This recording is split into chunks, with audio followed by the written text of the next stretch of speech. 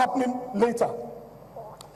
From 1981, education expenditure started dropping. By 1986, it had dropped to 2.9% of the GDP. And by 2006, right, by 2006, it was 0.8%. But at the same time when this was happening, population was increasing. And then in 2015, from 2006 to 2015, education expenditure remained at 0.8% of our GDP. In fact, from 1982, when it started dropping, it reached its all-time low in 1991 to 0.77% of our GDP, and it has remained at 0.8% ever since. So we compared education expenditure, right, from between 2017 and 1980. You find out that in 2017, we are spending 1.77 billion, right? And in 1980, we spent 0.28 billion. In 1980, right, we had less population of 73.3 million. Today, in 2015, we had 182 million.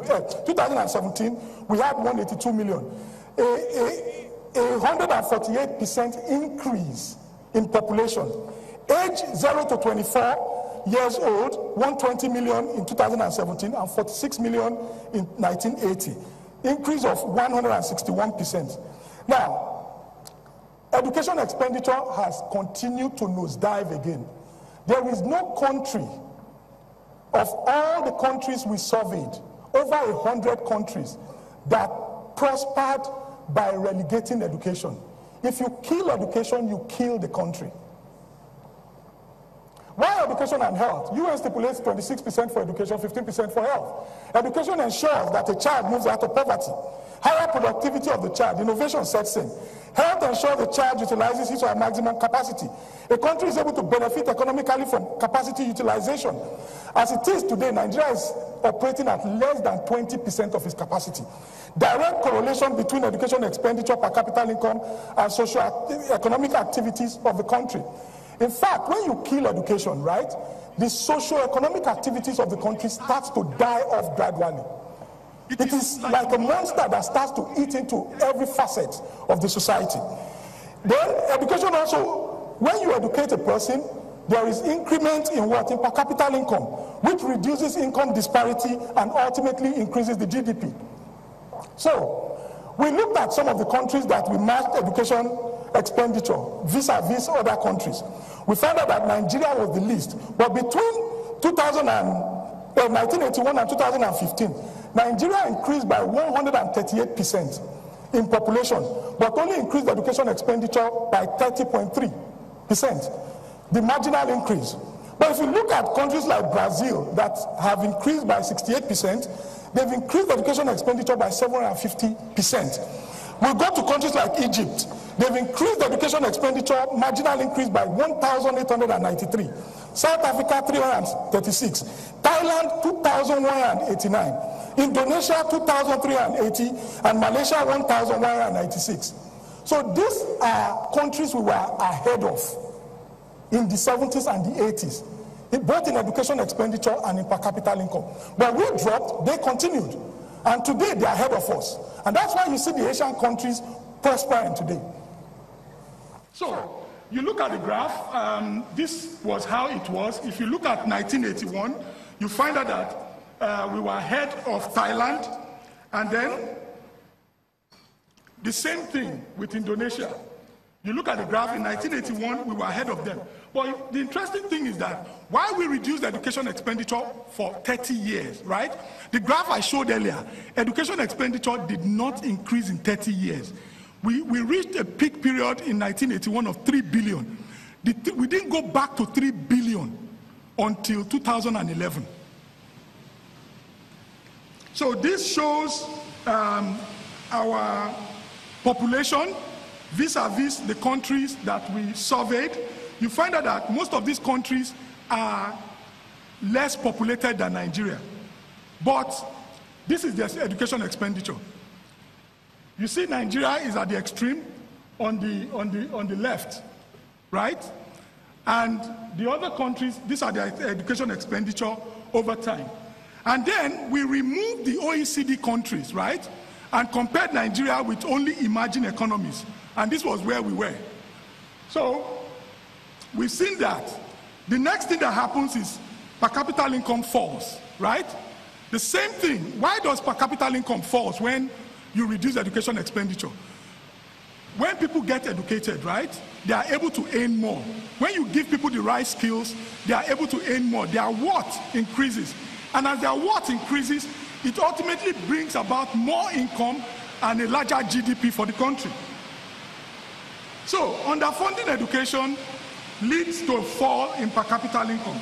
And you see that most of the countries that we were ahead in 1981, 1970s to 1981 are ahead of us today in per capita income.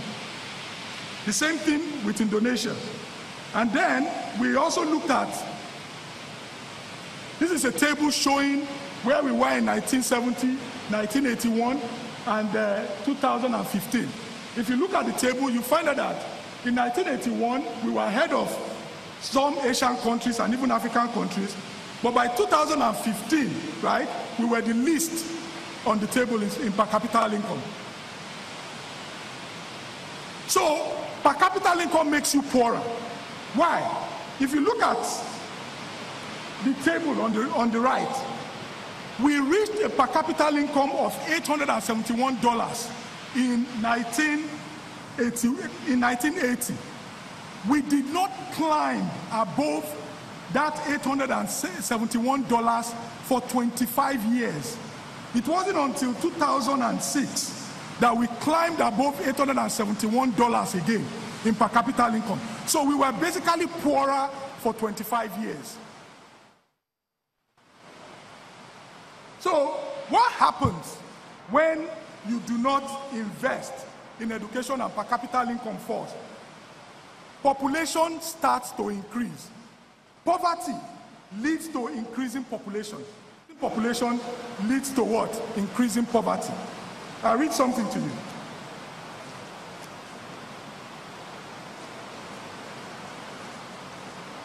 Increasing prosperity caused people to want smaller families because there was less need for children to work in the fields or support parents in their old age.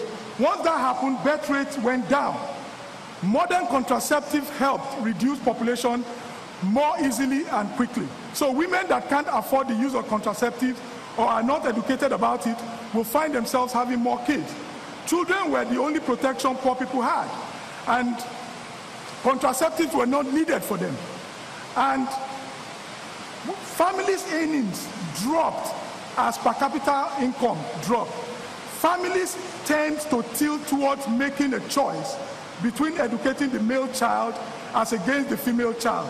Hence, the female child is given out early in marriage to offload financial burden from family, thereby increasing her fertility rate.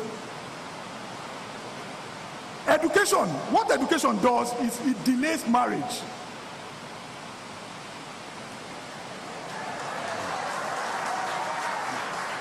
Education delays marriage. If you give out a child, right, a girl at the age of 15, now it is estimated that a woman will stop having kids maybe from 38 or 40, right? At the age of 38 or 40. So if you give out a girl child at 15, she has 25 years, right, to give birth. But you see, when you educate a girl child, probably maybe she graduates at 24, she serves, she gets married at 26, right? At 27, 28, as a professional working class mother, she wants to start having kids. She has less period, right? She has like 10 years. And if she spaces out her kids, right, 3 years, you see that she's able to only have like 3 kids before she stops having kids. So, if we do not, the girl child is very strategic to population control.